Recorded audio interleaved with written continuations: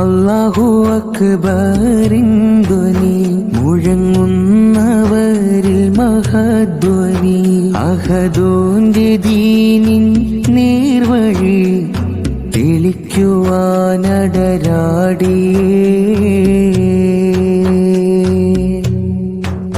പതറാത്ത ഈമാനിൻ കാമിലോർ പരിശുദ്ധ ദീനെ വളർത്തിയോർ പരിമളപതിപതിരിങ്ങളെ ബദറായി വിളങ്ങും ശുഹദാക്കളെ.